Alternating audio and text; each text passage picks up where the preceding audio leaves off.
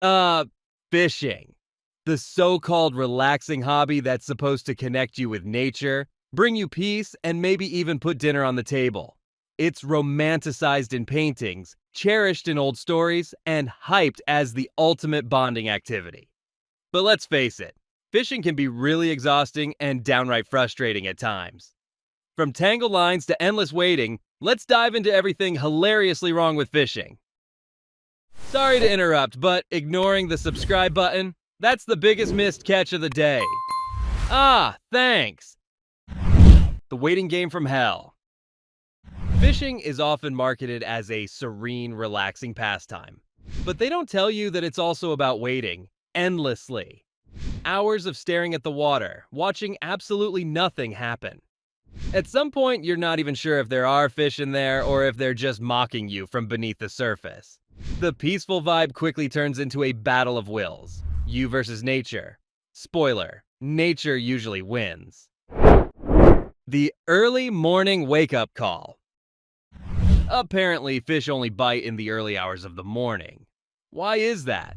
Are fish running some kind of exclusive breakfast club? If you're serious about fishing, you need to be up at 4 a.m., bleary-eyed and freezing, just to get a shot at these picky underwater creatures. And for what? A cold, damp morning spent half awake and questioning every decision that led you to this point. Tangled lines and broken dreams. Oh, the tangles! Nothing kills the fishing vibe faster than a line that's become a twisted mess. One wrong cast and suddenly you're dealing with a knot that looks like it was created by a committee of particularly angry Boy Scouts. It's baffling how a simple string can morph into such a disaster, leaving you staring at your rod like it's personally betrayed you. It's almost like the fishing gods are laughing at you from above, sprinkling a little chaos just to keep things interesting. The bait debate. Live bait, artificial lures, worms, minnows, even bits of corn. Everyone has an opinion on the best bait. And of course, every experienced fisherman will swear by their secret weapon. But here's the kicker. None of it seems to work consistently. You could spend hours meticulously choosing the right bait only for the fish to completely ignore it. Meanwhile, your buddy's over there catching fish left and right with a half-eaten hot dog. Go figure. Fish finders? More like fish misleaders. Modern fishing has gadgets like fish finders to make it easier to find fish. You know, just in case the waiting part wasn't already fun enough. These high-tech devices are supposed to tell you exactly where the fish are, except half the time it seems like they're showing random blobs that could just as easily be a rock, a submerged tree branch, or a particularly aggressive school of nothing. You're left wondering if the fish finder is just a very expensive tool to keep you slightly less bored. The one that got away. There's always the one that got away. You swear it was enormous, a true trophy fish. Until, of course, it snapped your line, slipped off the hook, or just disappeared before anyone else could see it. Convenient, right? The one that got away has become such a staple of fishing that it's almost a requirement. Without it, do you even have a fishing story to tell? Probably not. It's almost as if fish have a special talent for escaping right when you're about to have a good day. The weather's never right. Fishing requires the perfect weather, but good luck finding it. It's too hot and the fish aren't biting. It's too cold and the fish are huddling somewhere far from your hook. Rain? Maybe, but not too much. Wind? Forget it. It's as if the fish have their own weather forecast and actively avoid anything less than ideal. Meanwhile, you're standing there in a poncho, soaked to the bone, praying that just one fish will take pity on you. The mosquito invasion. Whoever said fishing was relaxing clearly forgot about the mosquitoes. Nothing says serenity like being eaten alive while you wait for a fish that may or may not even exist. You come home with more mosquito bites than fish, and somehow, despite all your bug spray and mosquito nets, they always find a way to make you miserable. It's like they're the true rulers of the fishing spot, and you're just an uninvited guest. Overzealous fishermen with too much advice. There's always that one guy who thinks he's the fishing oracle. He's got advice. Lots of it. And he's not shy about sharing it. He'll critique your bait, your casting technique, and even your choice of fishing spot. If you catch something, it's because of his amazing tips. If you don't, well, you must not have been listening carefully enough. The overzealous fisherman is an unavoidable part of the experience, and if you're lucky, you might even learn to tune him out entirely. Catch and release quandaries. Catch and release sounds like a nice idea. It's humane, it's sustainable, it's good for the ecosystem. But think about it from the fish's perspective. Imagine minding your own business, getting yanked from your home, held up for a quick photo, and then thrown back like you're an unwanted gift. It's like the fish equivalent of being abducted by aliens. And let's be honest, after all that effort, letting the fish go feels like the ultimate anticlimax. Fishing gear. More complicated than it needs to be. There's so much gear involved in fishing. Rods, reels, hooks, lines, lures, sinkers, bobbers. It's almost like the fishing industry decided that simplicity wasn't profitable enough. And then there's the constant maintenance. Untangling lines, fixing reels, sharpening hooks. You end up spending more time dealing with your gear than you do actually fishing. It's like the sport of fishing is just an elaborate excuse to buy expensive toys and then meticulously take care of them. Fish size bragging rights. How big was it? Is the first question any fisherman gets asked. The pressure to catch a big fish is real. You could have an incredible day, catch a dozen perfectly decent fish, and yet somehow all anyone cares about is whether you caught the big one. The whole experience becomes a competition of exaggerated hand gestures and creative storytelling. And if you don't have photographic evidence, was it even real? Probably not, according to your fishing buddies. The lucky spot that's never actually lucky. Every fisherman has a lucky spot, a place that supposedly guarantees success. You go back again and again, convinced that today will be the day it pays off. But somehow, the lucky spot is always mysteriously empty of fish. Maybe it was lucky once, a long time ago, but now it's just a comfortable lie you tell yourself to make the endless waiting feel a little more purposeful. If it's not lucky for you, at least it's consistent. The I got one. False alarm. There's nothing quite like the thrill of thinking you finally hooked a fish only to reel in a clump of weeds. Your heart races, your hopes soar, and then nothing. Just a sad, dripping mess that you toss back into the water. The false alarm is a rite of passage for every angler, a humbling reminder that nature loves to toy with your emotions. And somehow, you fall for it every time, no matter how many weeds you've pulled in before. The catch that isn't even a fish. You cast your line, feel a tug, and reel in a boot. Or maybe it's a plastic bag, or some other piece of underwater junk. Fishing is supposed to be about connecting with nature, but sometimes it feels more like a public service project to clean the river. You never know what you're going to pull up, and half the time it's not even alive.